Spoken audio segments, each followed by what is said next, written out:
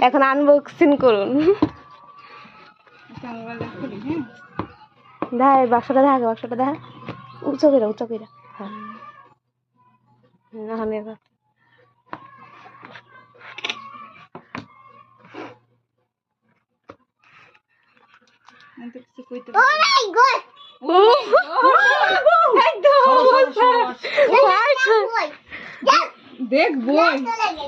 দেখবই ও মাই দেখা গড এদিকে ঘুরা মাই গড এদিকে ঘুরা সেই হেডফোন আছে হেডফোন খুলে রাখাই